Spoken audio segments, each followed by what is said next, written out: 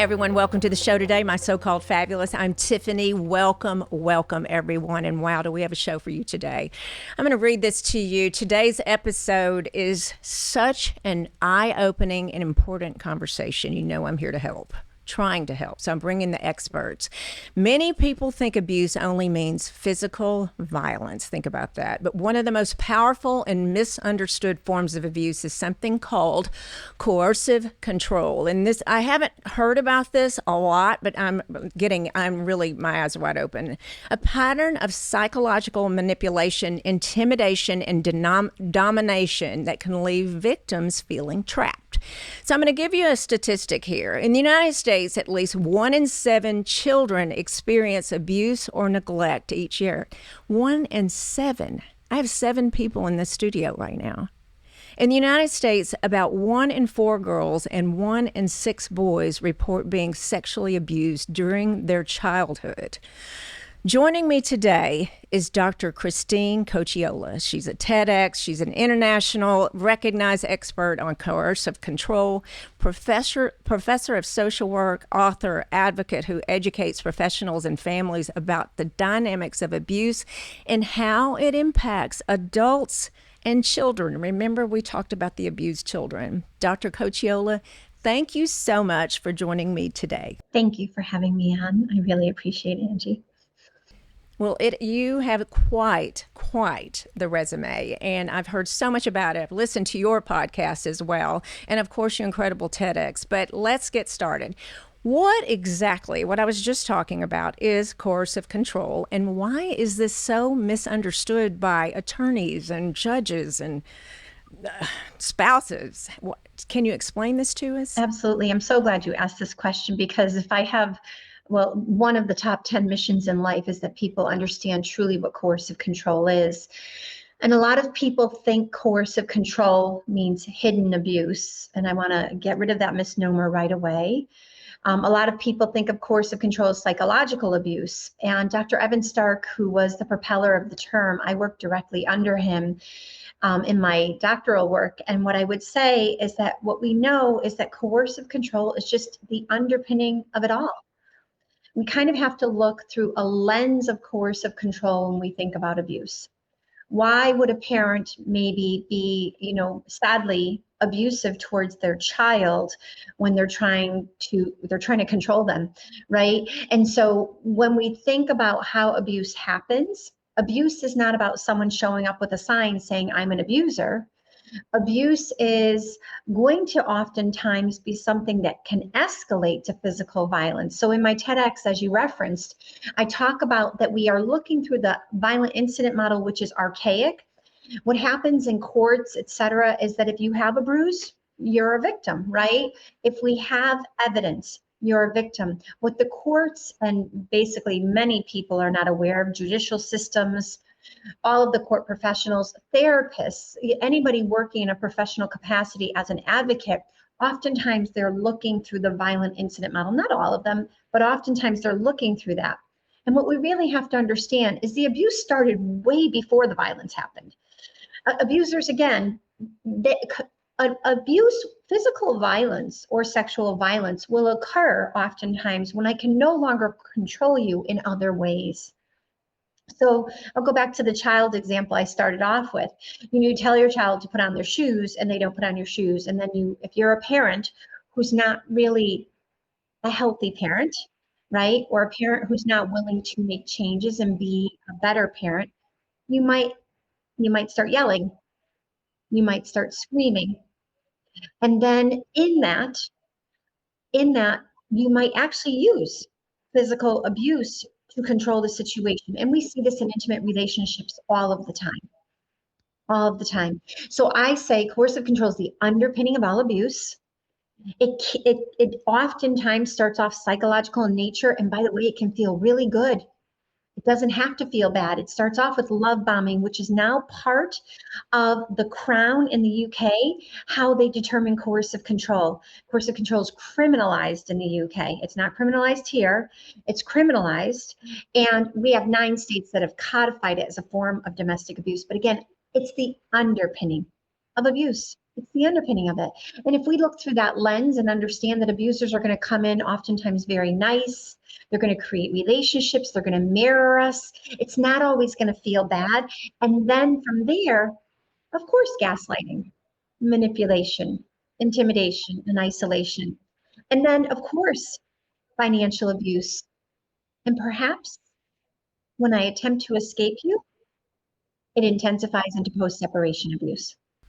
So the word DARVO, which I've heard over and over again in our community, especially with fundraising, and there's an acronym there. So can you explain DARVO, because that is something that you specialize in? So if you could explain that to our listeners and viewers. Sure. So let's just take someone who's suffering coercive control.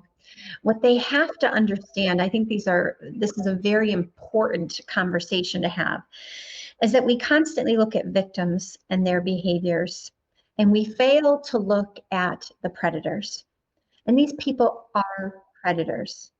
They are people who prey upon particular individuals, not because these individuals are weak or codependent, but because they actually are people who are giving in the world. We know this from research, that many victims and survivors and women in general are groomed to be this way, right? Agreeable, conscientious, caretaking.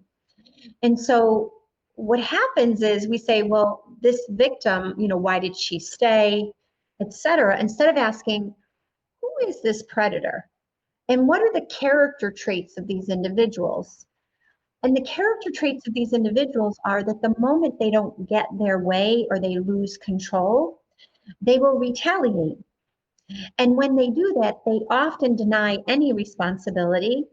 They attack the victim. They reverse victim and offender. That's called DARVO. And Jennifer Fried is really, in 1997, she came up with this term. And she was investigating child sexual abuse and sexual abuse victims. And she determined that as soon as a child came forward or an adult came forward, and we see this all the time with sexual abuse, we just saw this with the P. Diddy Combs case, right? As soon as a victim comes forward, the abuser's going to deny. They're going to attack the character, the reputation, the mothering, the status in society. They're going to attack all of that and reverse victim and offender. And what's happening is they're successful because they're highly manipulative people. And victims, we aren't made that way usually. Not all victims, but certainly most victims in these relationship dynamics are not made to strategize, to manipulate. We don't have malevolent intent. And so the abuser is readying themselves. And what they will do, and I always say one of the number one signs of abuse is when someone takes a vulnerability of yours, something you've shared that's personal, maybe private, something that maybe you're embarrassed of, and they use that to harm you. And so an abuser is going to wait around, find that vulnerability, and then as soon as a victim attempts to stand up for themselves, attempts to escape a relationship, attempts to maybe call out the abuse, the abuser, that predator, is going to DARVO them. I always say the accusation is the confession. As soon as they start accusing you of something, you have to ask if they're doing it. If they tell you you're lying on taxes, they're probably lying on taxes or they're engaged in fraud. If they tell you you're cheating, they're probably doing that. And I think the problem is that, and I'll finish here, I'll just say that most victims and survivors don't want to believe that the person they love, that they may be parented with, actually has this malevolent intent. And Dr. Cocchiola, when the victims are calm, or not calm, they're very emotional, obviously. So the other partner that is abusive appears very calm, right? It's just, and that is a part of manipulation. And I've used the word, and I want to ask you this: if the word narcissism has anything to do with this, or has that word just been overused, or how is this all, come together? Well, I think what's happened is, there are variations of narcissism. And as Dr. Ramani states, and she's the world's leading expert in narcissistic abuse and narcissism, as she states in her book, she talks about how most of the people she works with are dealing with, if you take a scale of 1 to 10, they're dealing with like a 5 or a 6. And she and I are dear friends and colleagues, and she and I will have conversations around, we're actually going to be doing a training in California this September to try to help people discern the difference between a narcissist and a coercive controller. Because once you've gotten to the scale of 9 or 10, where someone is literally sadistic, and so, there's a research that came out in February 2024, and it is not at all correlated to domestic abusers, but every single one of my clients. And as you know, I've been doing this work since the age of 19. So this has been my life's work, and every single one of my clients is dealing with a 9 or a 10. And when I say that, what I mean is they're not just narcissists. So they might be grandiose, they might maybe have like a persona that they share with the world, they're self-absorbed. A lot of people like to say narcissists don't have empathy. Correction, that's not true. What they don't have is something called affective empathy. So cognitive empathy is I can show up in a way and act. I know how to behave in situations. So, and many of these abusers that I certainly deal with my clients, many of these abusers are certainly capable of acting like they care. They're able to read a room very, very well, right? And so they have something called cognitive empathy. Affective empathy is I actually feel what you're feeling. I actually care about what you're feeling, right? And so they have narcissism. They have Machiavellianism. Machiavellianism is this ability to really, we've seen this with the Epstein files exposure, really manipulate systems, manipulate people. These are the people who get out of we have video of Sean Diddy Combs, right? Like we have video of him beating on his girlfriend, and yet he did not actually serve the time, and he's now appealing that, right? So they think they're above the law. That's actually psychopathy. So these people think they're above the law. They're already breaking the law. And I always say to victims, they're like, well, he hasn't broken the law. And I'm like, well, has he been tracking you? And they're like, well, sometimes I think he is, but I'm not sure. I'm like, if you think someone's tracking you, they are, and that's against the law. If somebody's stalking you, stalking's illegal in all 50 states. So that's the third part of the dark, we call it the dark tetrad. The fourth part is sadism. And so what I would say about narcissism is not every narcissist is sadistic. Not every narcissist is really good at manipulating systems. Sometimes they're really dumb at manipulating systems. Not every narcissist is breaking the law. Narcissistic abusers, sure, they're more scary, but really what we know is at the top of this spectrum are the most harmful people who are sadistic. They want their victims, they actually enjoy when their victims feel pain. And I don't mean physical pain. I mean taking away your children. I mean making sure your reputation is gone. I mean purposefully, ensuring that you have no financial assets, right? Vexatious litigation, all of these things.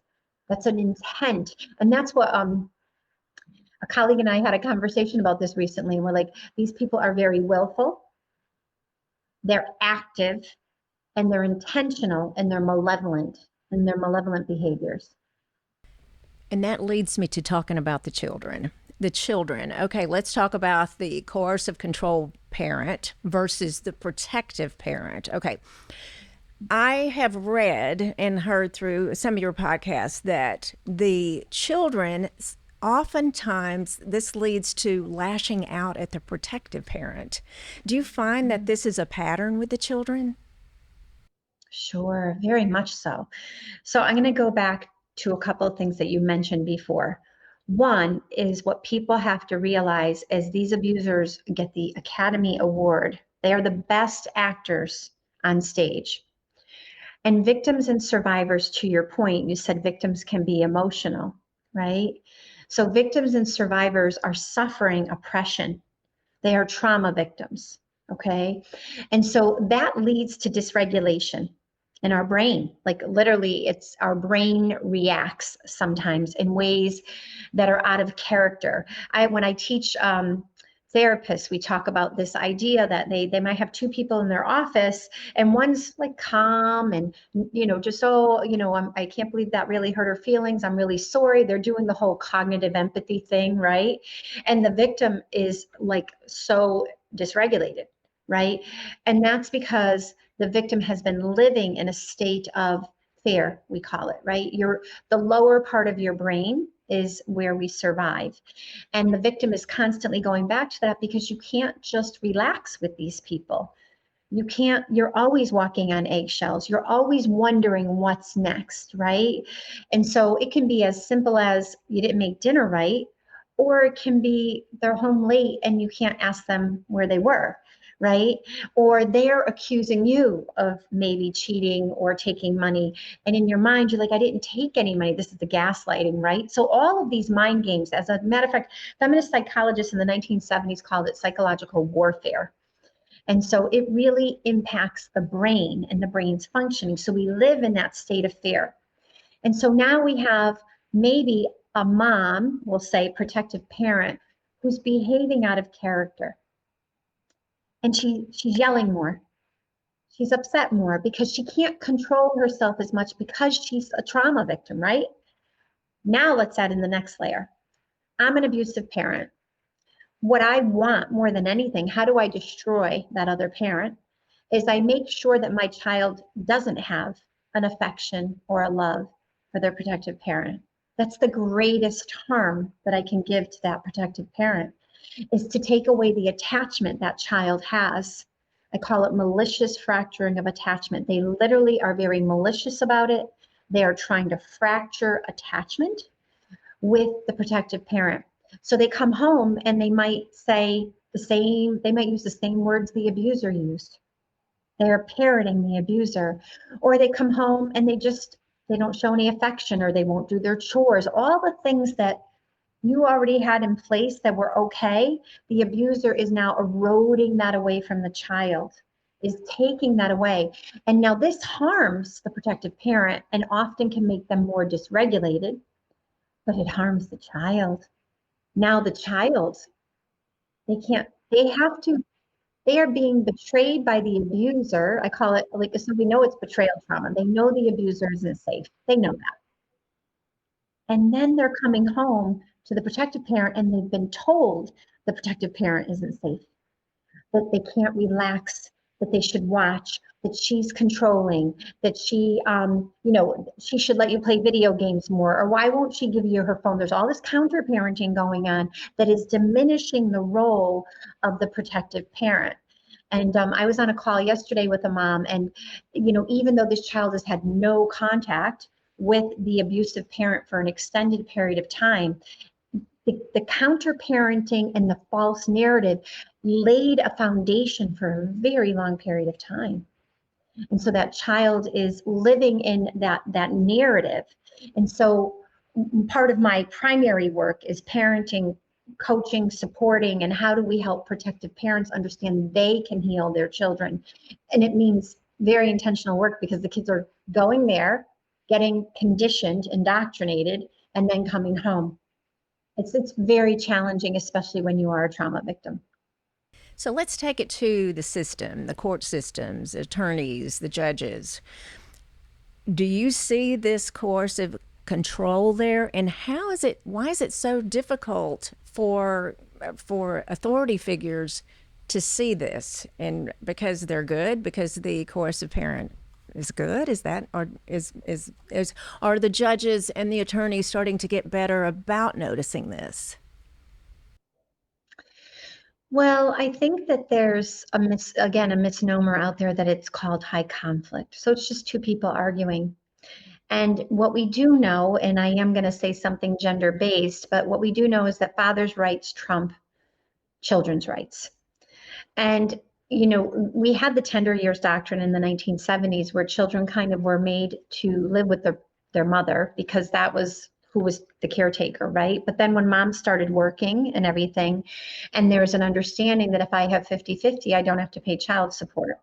Now, if I'm a punisher, then that's actually that's a really great thing to do, is to actually get 50-50 from a very protective parent who's been very engaged in the children's lives.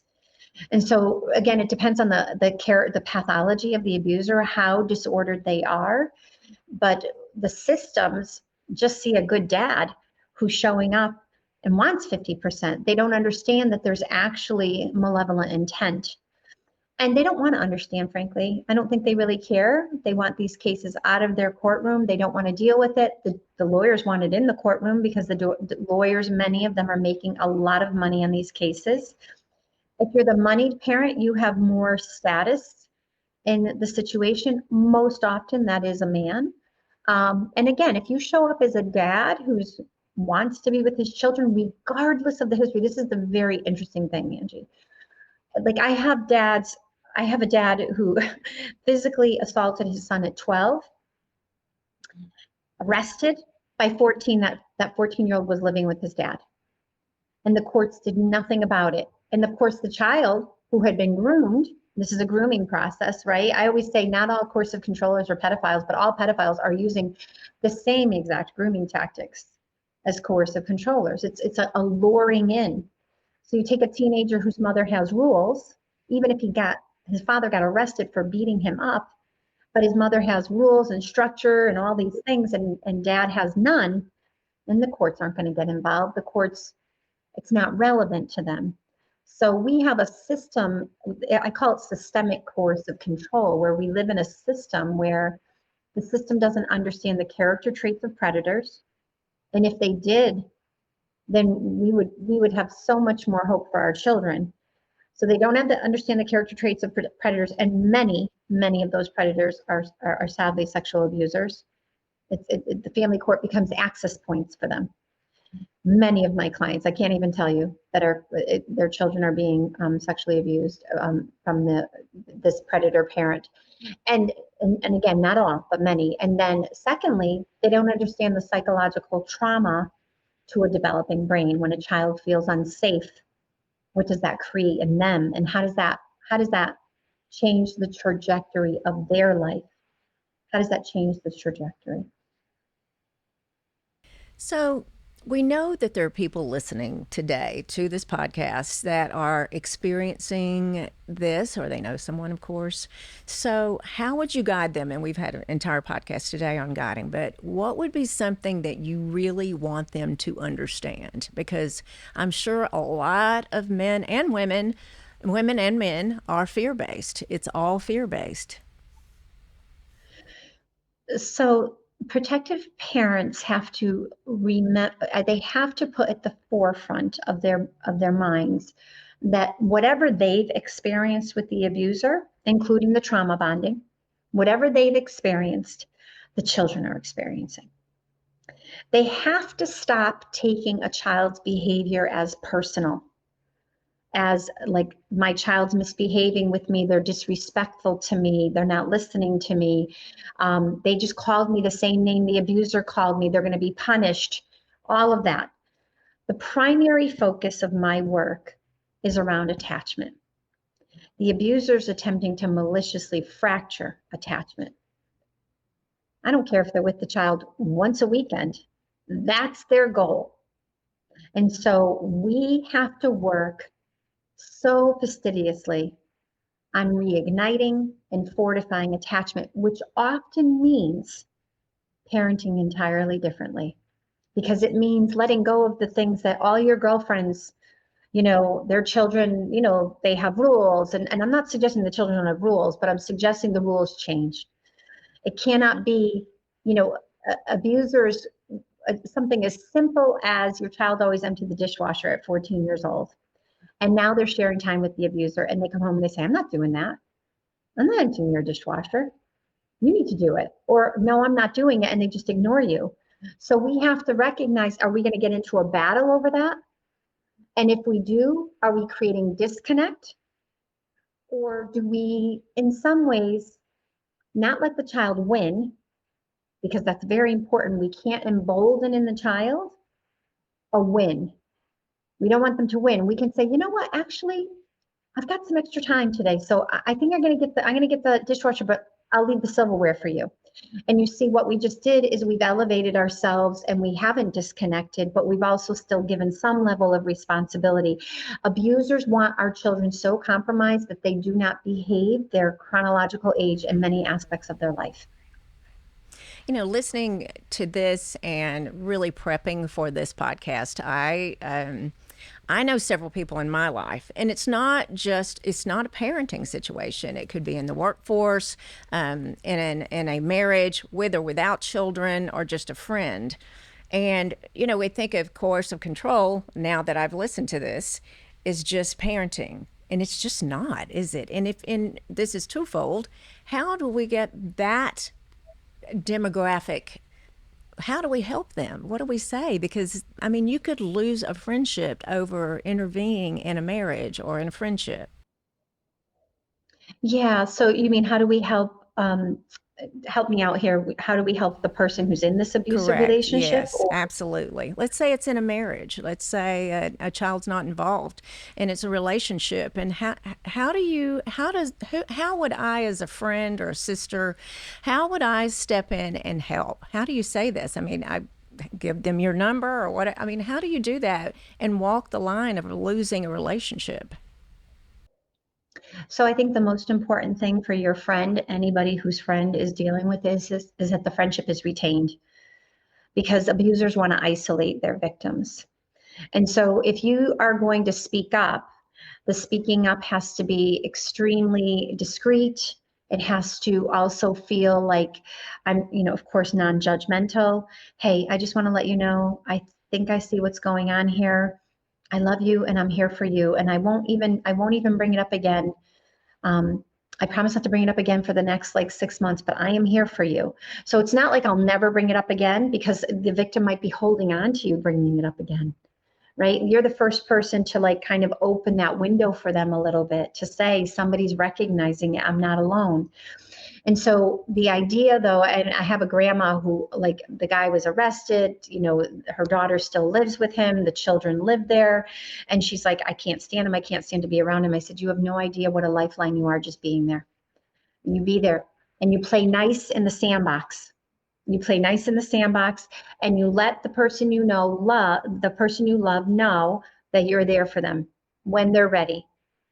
That's it. Yeah. You, Go, you can't fix it. going back to the public service. Is there any kind of training that you do, or anyone do, or nonprofits do, to help to train people on this type of behavior? Yeah, I think that's the thing. There's a lot of variations to it, and I'm not suggesting mine is the best, but I kind of do think, after working under Dr. Evan Stark, and again, I've been doing this since I'm 19. I'm also a protective parent. I experienced this. I'm a survivor, and I teach on this subject every single semester to my college social work students. And what I would say is, even when I was teaching, I was teaching this and didn't know it was happening to me. So this is the world that we live in, is that abusers gaslight us into like not even recognizing what's going on. And so, yes, there are trainings. I think part of the problem is that a lot of the trainings are old and outdated. They're not addressing things like DARVO. They're not addressing things like, well, coercive control is the underpinning of abuse.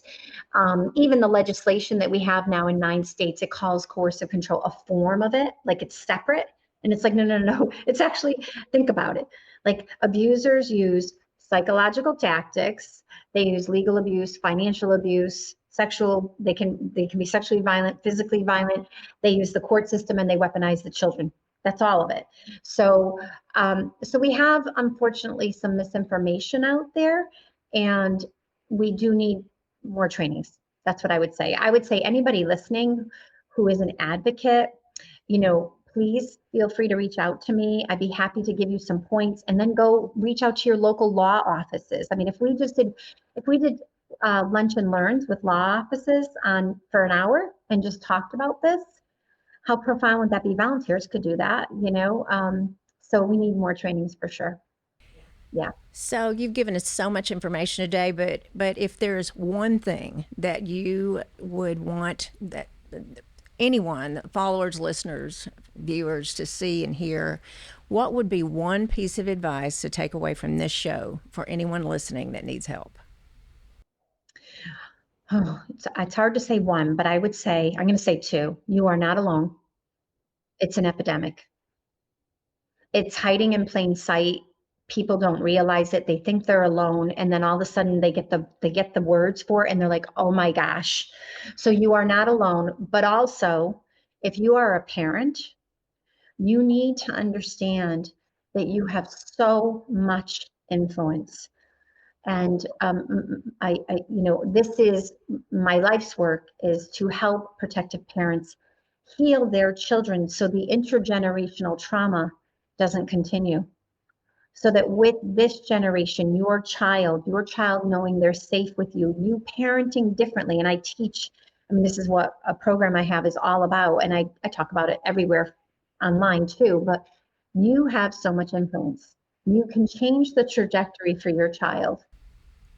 Absolutely. Well, you have been absolutely amazing. Thank you for all you do for so many victims and so many family members, so many children across the world, of course. And we just appreciate you spending your time being on here today. So thanks for coming on. Thank you so much for having me. Everyone, thank you so much for coming and listening today. And I hope you are following along on YouTube as well. And you know what? I say this every single Tuesday. Keep being fabulous.